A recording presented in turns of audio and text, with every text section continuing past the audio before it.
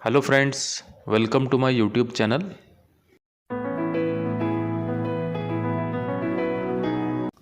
आज के इस वीडियो में हम बात करेंगे ड्राई कफ यानी सूखी खांसी के बारे में। इसके क्या मुख्य कारण हैं और ड्राई कफ या सूखी खांसी का क्या ट्रीटमेंट है और ड्राई कफ में कौन सी कफ सिरप यूज़ करना चाहिए। तो चलिए वीडियो को स्टार्ट करते हैं। सबसे पहले बात करते हैं कफिंग या खांसी क्यों होती है।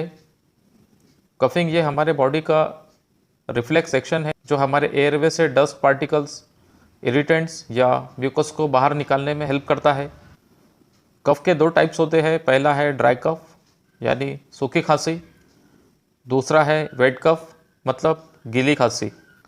आज हम बात करेंगे ड्राई कफ के बारे में।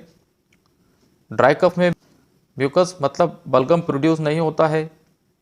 इसमें कुछ कॉमन सिम्टम होते हैं जैसे गले में इरिटेशन होना और टिकलिंग सेंसेशन मतलब गले में गुदगुदी जैसा महसूस होना, जिसकी वजह से सूखी खांसी आने लगती है।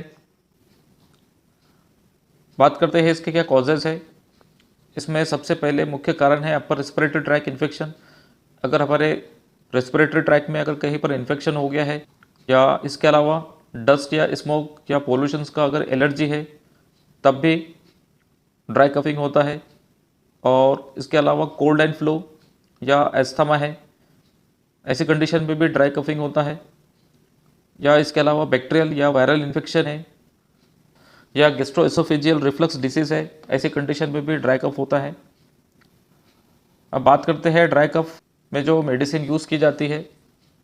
ड्राई कफ में मोस्टली 3 मेडिसिन यूज़ की जाती है। पहला है फिनाइल्फ्रेन, क्लोरफेनिरामाइन बिलिएट और डेक्सोमेथासोन। कॉमनली ये 3 मेडिसिन ड्राई कफ में यूज़ की जाती है, जिसमें सबसे पहले है क्लोरफेनिरामाइन बिलिएट, जिसे CPM भी कहा जाता है। ये एक एंटीहिस्टामिनिक ड्रग है जो एलर्जीज़ को कम करती है या एलर्जी को ठीक करती है, जैसे स्नीजिंग या छींके वगैरह आना, नाक से पानी बहना या आँखों से पानी बहना। ऐसी कंडीशन को ठीक करने के लिए एंटीहिस्टामिनिक ड्रग यानी क्लोरफेनिरामाइन बिलिएट यूज़ किया जाता है। और दूसरी जो मेडिसिन है वो है फिनाइल्फ्रेन, जो डिकंजस्टेड मेडिसिन है, जो कंजेशन है अगर नाक में या गले में, उसको कम करने के लिए इस मेडिसिन को यूज़ किया जाता है। और नेक्स्ट मेडिसिन है डेक्स्ट्रोमेथासोन। ये एक एंटीटसिव या कफ सप्रेसेंट मेडिसिन है। जो कफ सेंटर होता है हमारे ब्रेन में, ये उसकी एक्टिविटी को डिक्रीज़ करके जो कफिंग हो रहा है बार बार, उसको कम करने का काम करती है। अब बात करते हैं कुछ पॉपुलर ब्रांड की, जिसमें सबसे पहले है फेंसिडिल DX, ZX, टस्क्यू DX, अल्कॉफ DX और एस्कोरिल DX। ये कुछ ब्रांड्स है और काफ़ी सारे अदर ब्रांड भी है जो कोई आप यूज़ कर सकते हैं।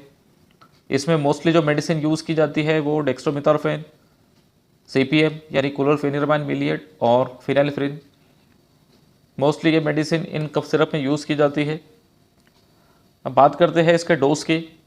तो इसका जो डोज़ है वो है 5 ml दिन में 2 बार, या अगर सीवियर कंडीशन है या बहुत ज़्यादा खांसी है पेशेंट को, ऐसी कंडीशन में 3 बार भी पेशेंट को दे सकते हैं। 3 से 5 दिन या इससे ज़्यादा दिन के लिए भी दे सकते हैं। अब बात करते हैं इसके साइड इफ़ेक्ट्स के। तो इसके कुछ कॉमन साइड इफ़ेक्ट है जैसे ड्रॉसीनेस यानी नींद आना, डिजीनेस, कन्फ्यूज़न यानी पेशेंट को कन्फ्यूज़न फील होता है, कन्वल्जन, नौसिया, वॉमिटिंग या डायरिया वगैरह हो सकता है।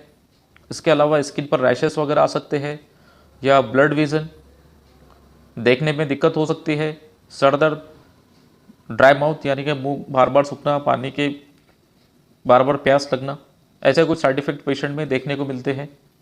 अब बात करते हैं कुछ इंपॉर्टेंट इंस्ट्रक्शंस की।